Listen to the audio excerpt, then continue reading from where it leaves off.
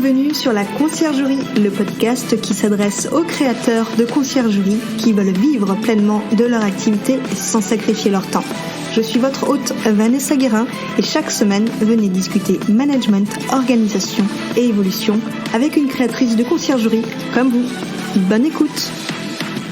Bonjour et bienvenue dans l'épisode numéro 1 du podcast La Conciergerie. Dans cet épisode, nous allons aborder le sujet de l'activité salariale à côté de la création de sa conciergerie. Quitter un emploi confortable, c'est toujours délicat. Ça nous demande de sortir de notre zone de confort. Et je sais de quoi je parle. Vous n'arrivez pas à quitter votre emploi malgré la création de votre conciergerie parce que la peur est présente. La peur d'échouer. La peur de ne pas avoir suffisamment de revenus. Cette peur est d'autant plus grande si vous devez assumer un foyer et que vous êtes la seule personne à apporter un revenu. Il ne faut pas quitter son emploi si vous ne savez pas concrètement dans quelle direction vous allez. C'est ce que je vais vous dévoiler dans cet épisode, un plan concret en 3 étapes qui va vous permettre de savoir quand quitter votre emploi. Mais avant de commencer, si vous appréciez le contenu de l'épisode et le podcast, je vous invite à vous abonner, à mettre une note 5 étoiles et un commentaire. Cela m'aidera beaucoup à faire connaître le podcast. Un grand merci à ceux qui le feront. Rentrons dans le vif du sujet.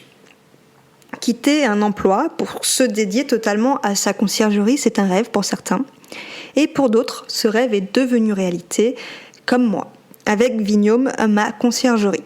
J'ai commencé mon activité, j'avais un emploi de nuit à 35 heures par semaine.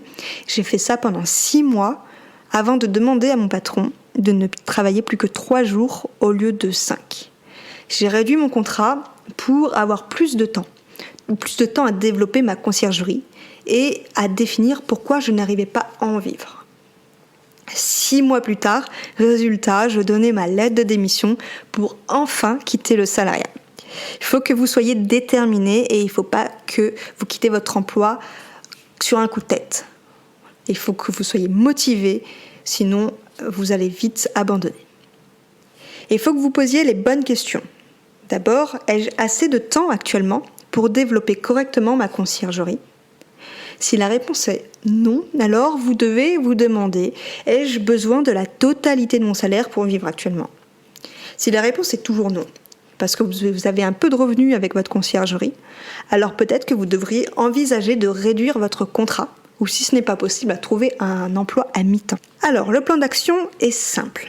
L'étape numéro 1, c'est de faire le calcul de combien vous avez besoin par mois pour vivre et de multiplier le tout par 12 pour savoir de combien vous avez besoin par an. Notre secteur d'activité étant beaucoup régi par la saisonnalité, vous le savez, il est possible que vous perceviez 4 fois plus de revenus en haute saison qu'en basse saison. La gestion des revenus est d'autant plus importante et c'est pourquoi je vous conseille de multiplier le tout par 12. Étape numéro 2, une fois que vous avez déterminé ces revenus annuels, vous devez définir des objectifs pour atteindre ce montant avec uniquement les revenus de votre conciergerie et plus celui de votre emploi. Je vais vous parler de la méthode SMART. Un objectif donc SMART, c'est S pour spécifique, c'est-à-dire clairement défini. Par exemple ici, quitter son emploi.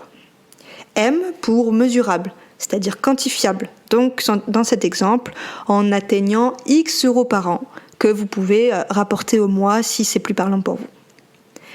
A pour atteignable. Ne vous fixez pas un montant ou une durée qui serait irréalisable ou impossible à atteindre. R pour relevant, c'est-à-dire pertinent, que vous ayez vraiment envie d'atteindre pour une ou plusieurs bonnes raisons. C'est souvent le fameux pourquoi.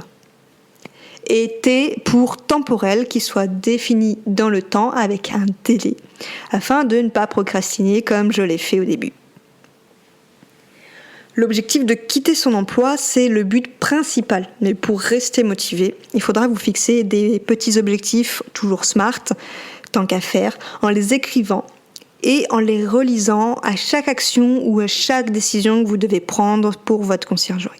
Étape numéro 3, il faut mettre des actions concrètes en place. Posez-vous la question de pourquoi vous n'arrivez pas à atteindre le montant annuel que vous avez défini juste avant.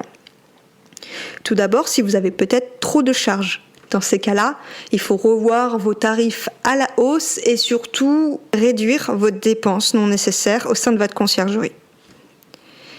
Peut-être que vous n'avez pas assez de logements en gestion. Dans ces cas-là, il faut repartir en prospection. Comment avez-vous fait pour avoir vos premiers clients ? Vous devriez regarder dans ce sens.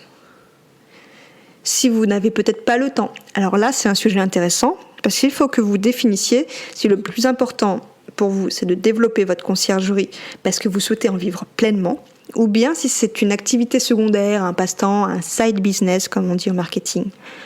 Mais si vous écoutez ce podcast, je suis certaine que c'est pour en vivre pleinement. Dans ces cas-là, comme vu précédemment, peut-être que vous devriez soit réduire vos heures de travail, soit revoir vos priorités dans votre temps personnel. Dans tous les cas, il faut que vous posiez au moins une bonne demi-journée pour vraiment tout mettre à plat et définir vos objectifs. Ne partez pas tête baissée comme je l'ai fait au début en vous disant que « allez, dans 6 mois, je suis partie, je quitte mon travail ». Car vous allez procrastiner et tous les mois, vous allez recevoir votre paye confortablement assis sur votre canapé sans finalement avoir un plan d'action en place pour enfin vivre de votre conciergerie, le but principal. Alors pour résumer, l'étape 1 consiste à calculer vos besoins annuels. L'étape 2, à définir votre but principal avec des sous-objectifs SMART. Et l'étape 3 permet de se poser les bonnes questions et de faire une introspection. Quand j'ai compris que ça n'allait pas venir tout seul, j'ai réalisé ce plan d'action que je viens de vous dévoiler.